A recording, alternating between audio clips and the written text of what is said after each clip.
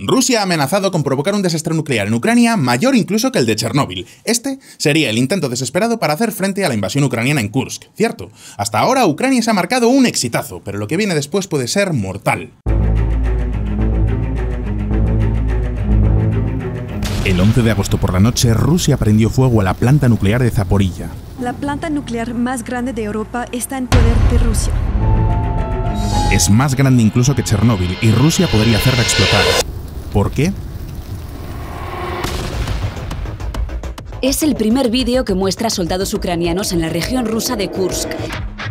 Los combates siguen en la región rusa de Kursk. La invasión ucraniana de Kursk ha sido la mayor humillación que ha sufrido Putin jamás. Un dron graba lo que supuestamente son soldados rusos rindiéndose en un punto fronterizo de la región de Kursk.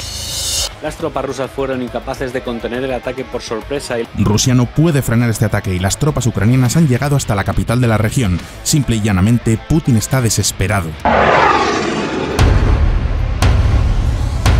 Ucrania está invadiendo Rusia. La pregunta es, ¿puede Rusia frenarles?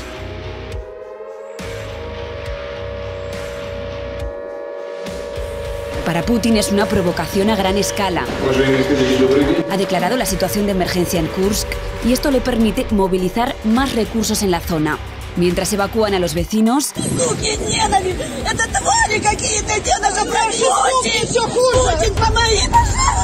y las soluciones desesperadas requieren medidas desesperadas. ¿De verdad Putin está dispuesto a crear un nuevo Chernóbil? En este vídeo te lo cuento. Durante los últimos 2 años todos nos hemos preguntado alguna vez, ¿tirará Rusia una bomba nuclear en suelo ucraniano? Todo apunta a que no, pero tampoco esperábamos que Ucrania fuera a invadir territorio ruso. En cualquier caso, Rusia no necesita pulsar el botón nuclear para provocar una catástrofe.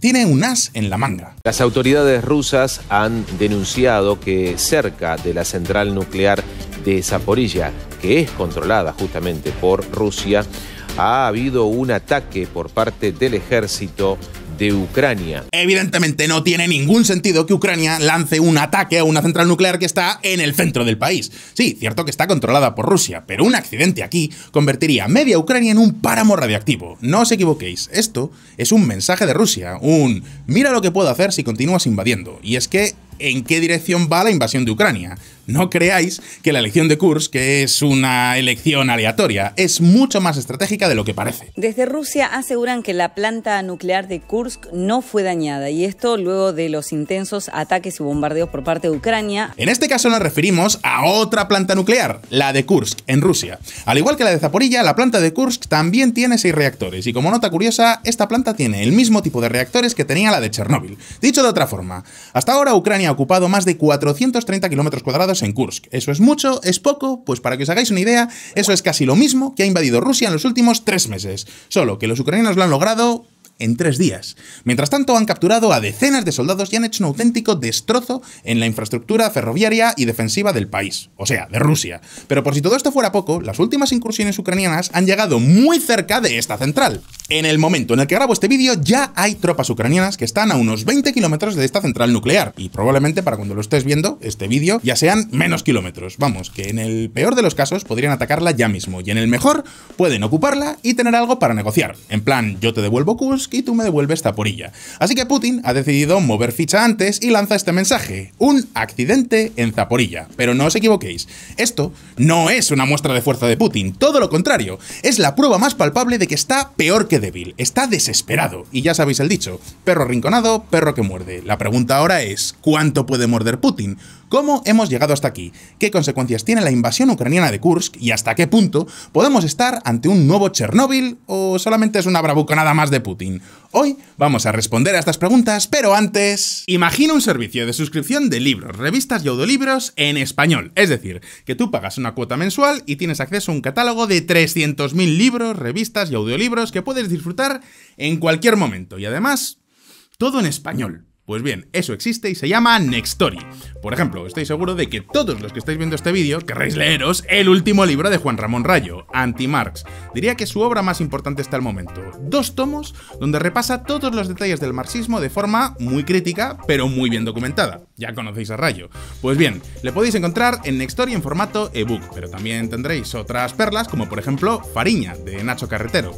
Fariña es la versión española de Narcos, un libro que te sumerge en la historia del narcotráfico con España, principalmente en Galicia. Tiene también una serie de Netflix y este libro os aseguro que es de lo mejorcito del periodismo español. Pues bien, en Nextory lo tienen tanto en ebook como en audiolibro. Estos días que estamos tirados en la playa, pues mira, lo podéis escuchar mientras estáis en la tumbona. Y si queréis algo de más actualidad todavía, también podéis escuchar el libro, o el audiolibro, Mossad, de Eric Fratini. Eric Fratini es también otro de estos históricos del periodismo, un historiador, periodista icónico. Seguro que a muchos os sonará el nombre, y su audiolibro sobre el Mossad, pues en fin, el título lo dice todo, Historia de los espías israelíes. Os dará un montón de contexto para entender todo lo que está pasando estos días en Israel. Pero lo mejor de todo es que podéis disfrutar de estos libros y audiolibros desde una única cuenta, es decir, pagas una vez al mes y lo tienes todo. También tenéis revistas, como por ejemplo la Harvard Deusto Business Review, que es la mejor revista de negocios en español, y también, si queréis desconectar un poco de política y economía, también podéis leer la Hobby Consolas, que también está, o la National Geographic. Vamos, que estas vacaciones podéis alimentar vuestro cerebro con Nextory. Y como no podía ser de otra manera, tengo una oferta muy especial para todos los que me seguís. Si utilizáis el enlace que os dejo aquí abajo en la descripción, podéis probar Nextory por 6 semanas a coste cero. Sí, habéis oído bien. Si entráis desde nextory.com/es/solofonseca, estaréis apoyando este canal, pero es que además os dan 6 semanas gratis. Así que vamos, no se me ocurre ninguna excusa para no probarlo. Todos a Nextory a probar este servicio que de verdad merece la pena, especialmente para estas vacaciones. Y ahora sí, vamos a ver un poco de historia. Soy Fonseca y bienvenidos a mi canal.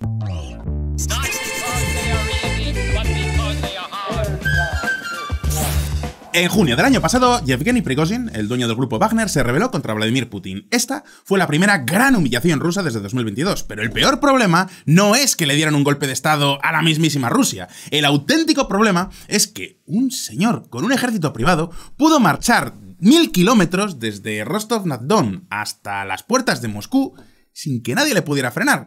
Por suerte para Putin, este golpe de estado se frenó por sí solo. Los 25.000 mercenarios del grupo Wagner detienen su avance hacia Moscú y vuelven a sus bases. Y por supuesto, semanas después, Prigozhin tuvo un accidente. Información de última hora, y es que Yevgeny Prigozhin, el líder del mercenario grupo Wagner, que se rebeló contra el presidente ruso Vladimir Putin en junio, ha muerto en un accidente aéreo en Rusia. Sin embargo, y por desgracia para Putin, Zelensky no es tan fácil de matar como Prigozhin, y no parece que los ucranianos vayan a frenar su invasión por sí solitos. Y la realidad es la que es. En pocos días, Ucrania ha invadido la región rusa de Kursk. Los combates han llegado ya hasta la capital de esta región. Han tenido que evacuar a más de 76.000 personas, y como vamos a ver luego, no hay nadie en Rusia que pueda frenarles, al menos por el momento. Parece una locura, porque es una locura, pero es que es la realidad. Pasada lo que viene siendo la línea de combate en Ucrania, en el Donbass, Rusia prácticamente no tiene nada, y mover tropas del Donbass a la región de Kursk es mucho más complicado de lo que parece. Por supuesto que en estos días veremos muchos cambios en el ejército ruso. Probablemente para cuando haya publicado este vídeo, Valery Gerasimov, que es el jefe del Estado Mayor ruso y una leyenda en las Fuerzas Armadas de este país, ya estará destituido. Eso, o que le hayan invitado ya a tomarse un chupito de polonio. Pero por mucho que depures culpas, el problema sigue ahí. Ucrania está invadiendo Rusia. Y en una situación tan desesperada es cuando Putin ha lanzado su mensaje. Un incendio en la torre de refrigeración de la planta nuclear de Zaporilla. Ojo, por el momento esto no es una catástrofe existencial. Primero, porque la planta nuclear de Zaporilla lleva ya 2 años desactivada. Segundo, porque el incendio no se ha dado en la zona de reactores. Ahora bien, sí podría darse. Y esta es la advertencia de Putin, que podría provocar un nuevo Chernóbil en Ucrania. Y siendo muy cínicos, en este caso Rusia tendría muy poco que perder. Recordad que la planta está aquí, en mitad de la mismísima Ucrania. Imaginad lo que pasaría si tuviéramos un nuevo Chernóbil por aquí. ¿Y qué le impide hacer a Putin algo así? Recordad que Putin no es precisamente Greta Thunberg. La pregunta es, ¿cuál sería la consecuencia para Putin? ¿Existe alguna forma de frenarlo? Para entenderlo, primero vamos a ir un poquito más atrás en el tiempo. Ahora mismo lo vamos a ver. Ucrania se ha hecho la tonta. Antes de continuar, os recuerdo que en este canal sacamos vídeos nuevos todas las semanas, así que ya sabéis, si os interesa la política internacional, los buenos análisis y una pizca de humor negro y un poquito de sarcasmo, este es vuestro sitio. En el próximo vídeo os voy a contar lo que está pasando en el otro frente que hay en Ucrania, del que nadie está hablando. Crimea. Pero es que también estoy preparando más actualizaciones de la Revolución Venezolana y mucho más, así que ya sabéis, suscribíos a este canal y dad a la campanita para no perderos ninguna actualización. Y ahora sí, sigamos con la historia de hoy. A priori, muchos pensaríais que el objetivo de la propaganda ucraniana es que todos pensemos que están ganando. Ahí va, el heroico ejército de los 300 ucranianos frente a las hordas del sátrapa Putin. Sin embargo, en los últimos meses la estrategia de Ucrania ha ido por todo lo contrario. Sí, cierto que la ayuda militar ya estaba llegando, pero con comillas. Por ejemplo, ¿han llegado los F-16 a Ucrania? Sí, pero según decían en algunos medios web, solo 2 pilotos habían pasado las pruebas. 2 de 30. El resto a duras penas hablaban inglés y en muchos casos decían que tenían problemas de alcoholismo y de motivación. Así que ya me diréis cómo iban a aprender a pilotar F-16, porque ya os digo desde aquí que los manuales no están ni en ruso ni en ucraniano. El problema es que esta noticia era falsa, pero Ucrania le venía de perlas, porque mientras Rusia les estaba sobreestimando, se estaba cociendo el plan maestro. Gatito. Mientras tanto, Putin estaba aprovechando su ventana de oportunidad. Recordad que desde otoño del año pasado, 2023, la ayuda a Ucrania ha tardado muchísimo en llegar, y todo esto es tiempo para que Rusia avanzara al estilo ruso, es decir, lanzar gente a la picadora de carne. Rusia tiene mucha gente y Ucrania tiene pocas balas, vamos, que no tenían bala suficiente para tanto ruso, y Rusia mandaba muchísimas oleadas de carne humana. Por supuesto que todo este esfuerzo le ha permitido conquistar casi 450 kilómetros cuadrados de territorio en 9 meses. Ha sido un avance lento, pero hay que reconocer que ha sido un avance. Eso sí, Putin ordenó ir a todo o nada, y tampoco creéis que ahorró en tanques y carros blindados. Incluso utilizó carritos de golf. Sí, a falta de otra cosa, han llegado a utilizar en la guerra carritos de golf. Atentos.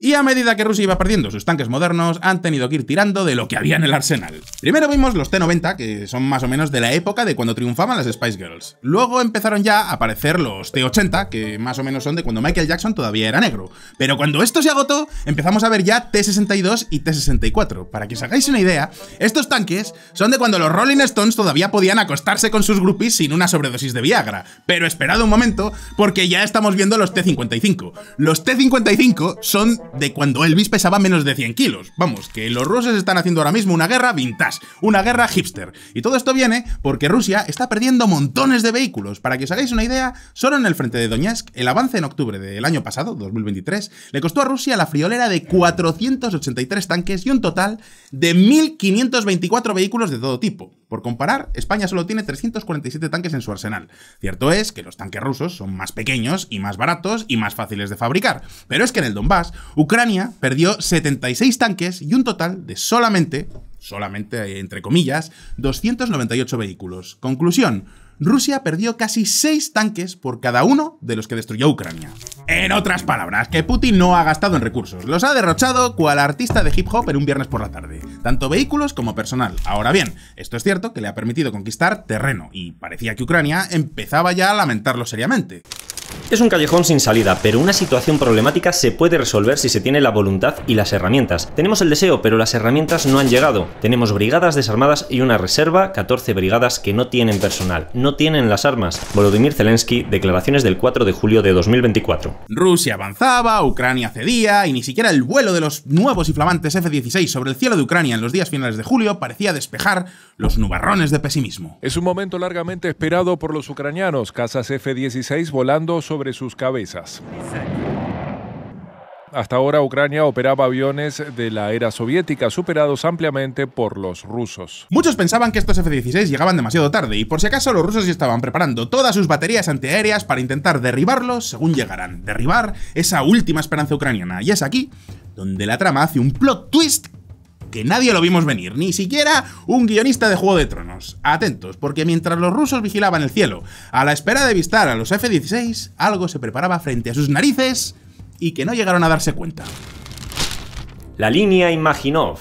Desde el comienzo de la historia, no de esta historia, sino en general, de la historia del mundo entero y la humanidad, la guerra es también el arte del engaño. Vamos a ver un ejemplo.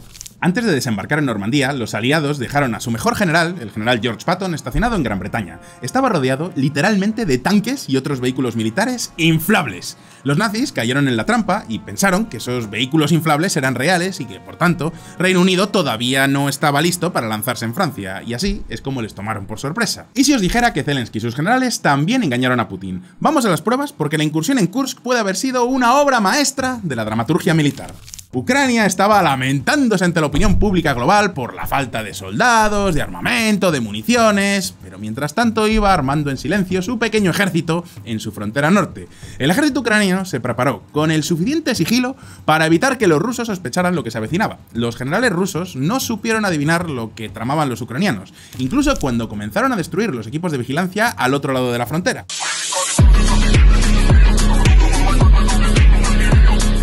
Para que os hagáis una idea, el mismísimo Gerasimov fue informado de que algo estaba pasando en el lado ucraniano, pero él mismo desestimó este tipo de advertencias porque pensó que era imposible. ¿Cómo pueden estar preparando cualquier tipo de ofensiva a los ucranianos cuando les estamos dando un montón de cera en el Donbass? Así que, en cuanto estuvieron listos estos 300 ucranianos, que bueno, son más de 300, pero entendéis la metáfora, llegaron a Rusia y los pillaron a todos con los pantalones bajados. Pero todavía falta algo más para terminar, algo que termina de explicar lo que está sucediendo en Kursk. Ya hemos hablado de las bajas y del truco ucraniano que ha funcionado bastante bien, pero también hay que contar que había una cosa que los ucranianos sabían y que tampoco hemos analizado mucho el resto de analistas políticos, algo que explica la facilidad con la que pudieron atravesar la frontera y por qué en este momento siguen avanzando sin que nadie les frene. Me estoy refiriendo a la falta de personal. Sí, cierto que el ejército ruso tiene muchísima gente y que Ucrania tiene muchísimos problemas para reclutar a nuevos soldados, pero Rusia tiene el mismo problema. Para que os hagáis una idea, Rusia comenzó la invasión de 2022 con 160.000 soldados, la mayoría de ellos profesionales. Ahora, Putin dice que tiene desplegados a 460.000 hombres en Ucrania, con una enorme proporción de reclutas. Y atención a esta cifra, porque es una de las claves para terminar de entenderlo todo. Buscamos ciudadanos rusos y extranjeros, de edades entre 18 y 60 años, para servir en el ejército. Es el jefe de uno de los equipos móviles militares que recorren Rusia. Su tarea es reclutamiento de tropas. El destino, Ucrania. Los ciudadanos están escogiendo firmar contratos por 3 o 6 meses para tomar parte en la operación militar especial. Según la inteligencia de Reino Unido, Rusia ha perdido ya 500.000 hombres. Esto es un ritmo de unos 1.000 soldados al mes. O sea, que pierden gente más rápido que Podemos pierde votantes. Y aunque reclutan unos 30.000 ciudadanos al mes, cada vez hay menos gente dispuesta a ir a la picadora de carne. De hecho, acaban de sacar una nueva campaña de publicidad y atentos, porque hay que reconocer que es una auténtica maravilla.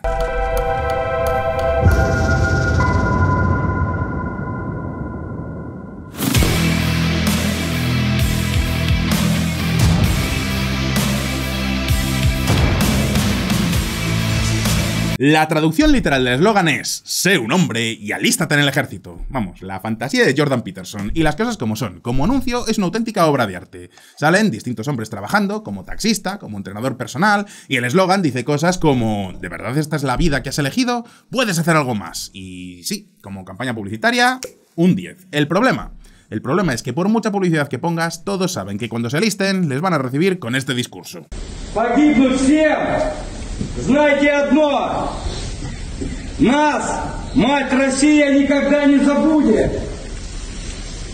Всем нам будут еще столетия нести цветы к нашим именам. Llamadme blandengue si queréis, pero con este tipo de discursos dudo mucho que ayudes a motivar a los voluntarios. De hecho, Rusia ya ha tenido que subir los sueldos, y no poco precisamente. Para que os hagáis una idea, en febrero de 2022 pagaban 300.000 rublos. Ahora ya están ofreciendo 1.900.000 rublos. O sea, para el cambio son unos $20.000. Eso sí, se cobran una vez termines el servicio y suponiendo que no te hayan matado antes. Es lo que hay. Así que, si los rusos ya no quieren luchar, ¿de dónde puede Rusia sacar otros soldados? Pues usando mucho la imaginación. Ya no damos más. Son cubanos, tienen 19 años y según denuncian, fueron reclutados para viajar y trabajar en Rusia. Todo fue por WhatsApp. Les prometieron dinero y un pasaporte ruso. Sabiendo la situación que hay en Cuba, no lo pensamos. Aseguran que nunca les hablaron de ir a la guerra, sino de labores en la construcción. Sí, habéis oído bien, cubanos. Soldados cubanos que van ahí, pues un poco como trata de blancas, pero versión masculina. Y no creáis que hablamos solamente de cubanos. Rusia está aceptando a gente de todas las razas. ¡Красава! Cubanos, africanos, nepalíes, incluso se rumorea que podría haber hasta norcoreanos. Así que tenemos negros, hispanos y asiáticos. Parece un anuncio de Benetton. Vamos, que es que ni una película de Disney tiene tanta diversidad. Ya veis que el Kremlin se está apuntando también al carro del wokismo, eso sí, con versión esclavitud. O sea, esclavizan a todos, pero esclavizan a todos por igual. No distinguen de las razas. Por algo se empieza.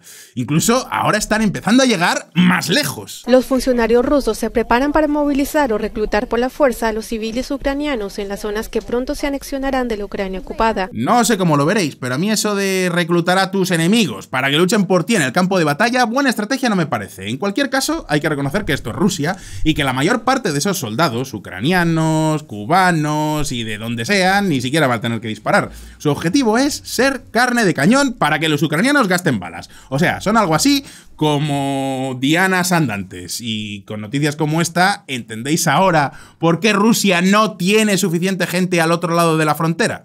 Quiero decir, sí, es verdad, en realidad sí que había tropas rusas, pero apenas estaban preparadas, apenas tenían entrenamiento, y eso explica que pasaran cosas como esta. Un dron graba lo que supuestamente son soldados rusos rindiéndose en un punto fronterizo de la región de Kursk, en suelo ruso. Y aquí es donde llegamos a lo que yo llamo la línea Imaginov, es decir, la frontera entre Rusia y Ucrania, una línea imaginaria que solo existe en los mapas. A fin de cuentas, si no tienes soldados que protejan tu frontera, ¿quién impide que entre cualquiera? Pues bien, los ucranianos sabían esto. O sea, sabían que si no proteges la frontera te van a invadir, pero además sabían que Rusia tampoco estaba protegiendo su frontera, con lo cual esta frontera era una línea imaginaria, la línea Imaginov. La defensa rusa en Kursk, de hecho, era tan imaginaria como los tanques de Patton. Es por eso que los ucranianos entraron como Pedro por su casa y siguen avanzando prácticamente todos los días.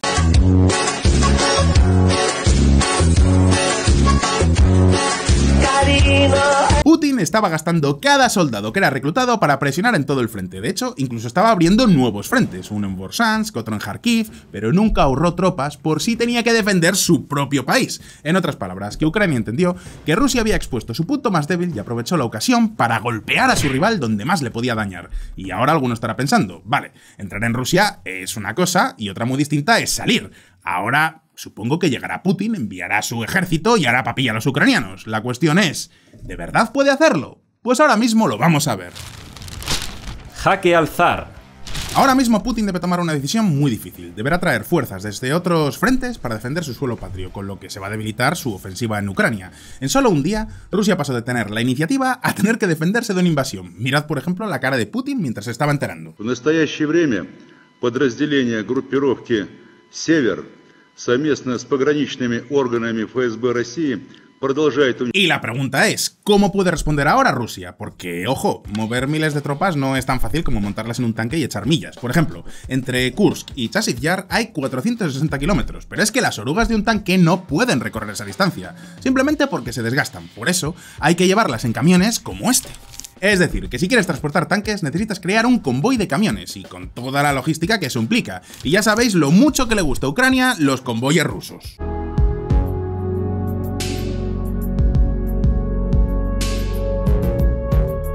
Y además lleva mucho tiempo hacer las maletas, empaquetar las herramientas y llegar al destino. Más aún si un soldado de estos rusos debe cargar además su equipo de combate, un radar y un lavarropas usado que ha robado en alguna de las villas que ha conquistado, que a esta altura es uno de los trofeos más preciados de los soldados rusos. Mirad. Y ya sé lo que estaréis pensando muchos, pero Fonseca, ¿me estás diciendo que Rusia no tiene otros medios para llevar sus fuerzas armadas? Por ejemplo, en tren. Y sí, tenéis razón, Rusia tiene la segunda red ferroviaria más extensa del mundo después de la de Estados Unidos. Pero mirad esta noticia.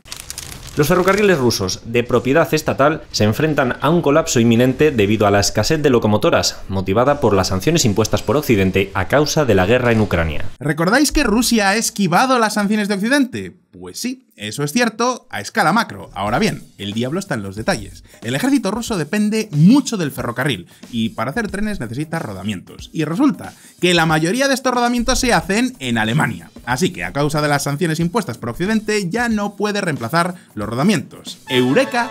Por una vez las sanciones funcionan.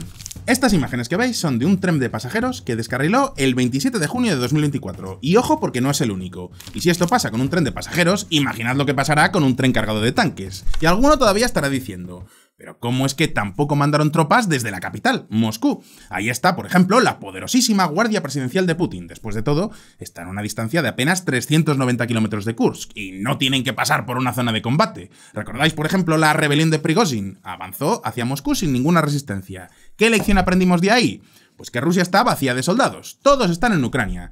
¿Qué se podría enviar desde Moscú? Pues concretamente los pretorianos de Putin, la Rosgardía, la poderosa Guardia Nacional de Rusia. Os las presento. Los hombres que integran la fuerza protectora de Vladimir Putin proceden de las Fuerzas de Operaciones Especiales de Rusia, conocidas como Spetsnaz. Así es, Putin tiene a su disposición unos 9.000 soldados, que son además los mejores y los mejor equipados. Pero, ¿qué queréis que os diga? En Rusia es un poco peligroso estar sin escoltas en un momento como este. Conclusión, Ucrania sigue avanzando y Rusia no puede hacer nada. Quiero decir, para cuando puedan llegar las tropas rusas, Ucrania ya estará más que preparada para recibirlas. Y ojo con tardar mucho, porque a partir de septiembre empieza la temporada de lluvias. Vamos, que el campo de Kursk estará lleno de barro y de lodo, la llamada Rasputitsa. Y será aún más difícil que lleguen esos vehículos rusos, porque estarán atrancados en el barro. En otras palabras, que ahora Putin se enfrenta con un problema, como tantos líderes en el pasado, el llamado dilema de la manta corta. Si refuerza Kursk, quizá deba pasar a la defensiva en otros frentes, porque ya no podrá atacar. Y si no lo hace, corre el riesgo de que Ucrania tome más territorio en Kursk o Belgorod y termine invadiendo Rusia. Y si tarda más en llegar el refuerzo ruso, Ucrania puede fortificarse. Y todo esto por no hablar de la superhumillación que todo esto supone. Desde 1945 nadie había invadido Rusia. Putin prometió una operación militar especial y 2 años más tarde le están invadiendo. В настоящее время подразделения группировки «Север» совместно с пограничными органами ФСБ России. Esto fue transmitido en la televisión rusa al día siguiente del ataque ucraniano. La mirada de Putin podría descongelar los polos antes que el mismísimo cambio climático. Y mientras tanto, ahora la gente de Kursk son refugiados. Ahora a los rusos les toca vivir lo mismo que a los ucranianos desde 2014. Karma y Savich. Miles de rusos han sido ya evacuados y Putin, que hizo siempre un gran esfuerzo para ocultar al resto de sus conciudadanos las malas noticias de la guerra, ahora tuvo que admitir que Rusia estaba siendo invadida. Y lo hizo al prometer ayuda a los refugiados que huyen de la zona de combate. He hablado con el jefe de gobierno de la ciudad. Hemos tomado la decisión de hacer un pago de 10.000 rublos a los ciudadanos que hayan tenido que... Recibirán los recursos necesarios para ser relocalizados. Además, otros daños deben ser reparados. ¿Y qué haces cuando te invaden y no tienes capacidad para responder? Pues empezar a dar palos de ciego como este. Rusia ha respondido atacando diferentes zonas de Ucrania. El ataque más grave, en la región de Kiev. Ha muerto un hombre y su hijo de 4 años. Vale, un bombardeo más a Kiev. Si os fijáis, esto es un ataque totalmente rutinario. Como estos tenemos todas las semanas desde febrero de 2022. Y encima, según varias fuentes, el ataque que hicieron en Kiev se ha hecho con misiles norcoreanos. Vamos, que ya veis que Rusia está respondiendo con lo que tiene, que es bastante poco. Mientras tanto, Ucrania está logrando varios objetivos. Primero, obliga a Rusia a sacar sus tropas del frente del Donetsk. Segundo, acabar con la amenaza de los misiles que se lanzaban desde Kursk. De hecho, ya han bombardeado una base aérea, es decir, que están logrando establecer una franja de seguridad en la frontera con Ucrania. Y finalmente, este otro objetivo. Desde Rusia aseguran que la planta nuclear de Kursk no fue dañada, y esto luego de los intensos ataques y bombardeos por parte de Ucrania. ¿Por qué tiene que confirmar Rusia que la planta nuclear de Kursk no ha sido dañada? Pues porque ya está a tiro de los cañones ucranianos. Hasta ahora Rusia tenía la planta nuclear de Zaporilla en su poder. Ahora es muy probable que Ucrania pueda ocupar esta planta, o al menos atacarla. Y esto es una amenaza muy seria, porque si Ucrania quisiera, podría crear un Chernóbil en la propia Rusia. Solo el hecho de que puedan hacerlo supone ya en sí mismo un arma de disuasión masiva. Sería como haber contratado un seguro para proteger su planta nuclear de Zaporilla, que ahora mismo está en control de Rusia. Y ahí es cuando llega el mensaje de Putin. Ojo, que si quiero puedo destruirte tu planta nuclear antes de que tú llegues a la mía. No lo voy a negar, la situación es muy tensa en este momento, pero no tanto como parece a simple vista, porque pensadlo así, hasta ahora Rusia era la única que tenía la capacidad de reventar una central nuclear, pero es que ahora Ucrania también puede hacerlo. Es como si tuvieran un arma nuclear del baratillo, y a diferencia de la planta de Zaporilla, os recuerdo que la de Kursk todavía sigue encendida y funcionando. y es igual de grande, tiene los mismos reactores. De hecho, curiosamente, la planta de Kursk tiene los mismos reactores, el mismo modelo que el que se utilizó en la planta de Chernóbil. Vamos, que Ucrania tiene ahora una enorme baza para negociar. De hecho, podríamos decir que Zelensky le acaba de trazar una línea roja al mismísimo Putin. ¿Quién lo hubiera dicho hace una semana? Ahora la pregunta es, ¿estamos ante una nueva etapa en esta guerra? Como veis, lo que está sucediendo ahora mismo en Rusia abre un inmenso abanico de posibilidades, y mientras pensamos posibles respuestas, la ofensiva de Ucrania se sigue esparciendo como una mancha de aceite en el mismísimo suelo de la madre Rusia.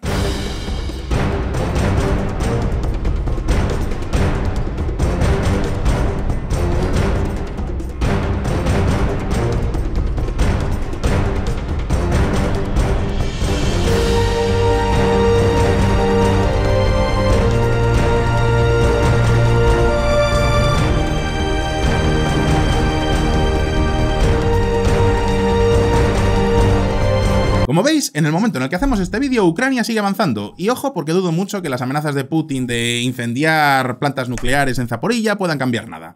Mientras tanto, Ucrania está abriendo otro frente de batalla. ¿Dónde? En Crimea.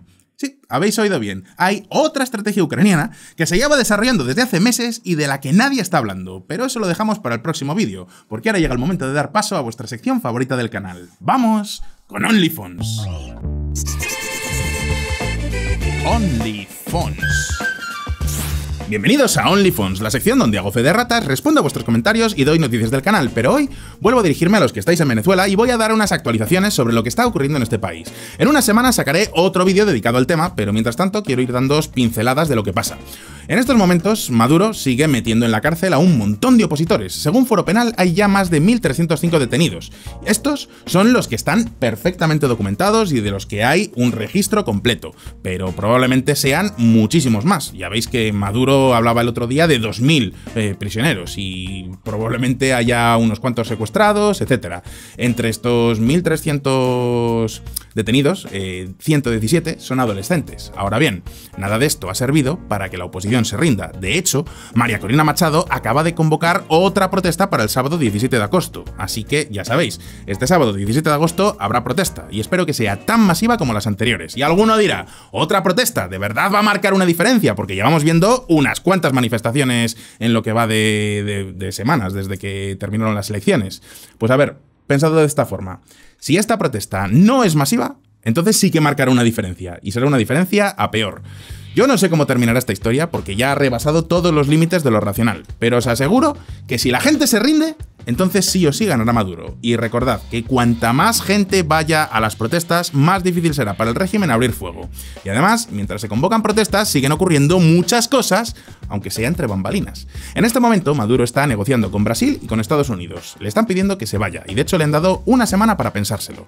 Por su parte, Diosdado Cabello no quiere dejar el poder. El jefe del ejército, Vladimir Padrino López, es el tercero en disputa y quizás sea el que termine decidiendo. Ahora bien, la presión que puede hacer tanto Estados Unidos como Brasil es muy fuerte, especialmente Brasil. No solo porque Lula es un referente ideológico para los chavistas y para las élites del ejército venezolano, es que además Brasil es el mayor socio comercial de Venezuela. En realidad, Venezuela depende de Brasil y de Estados Unidos, y estos dos países tienen muchas cartas que jugar.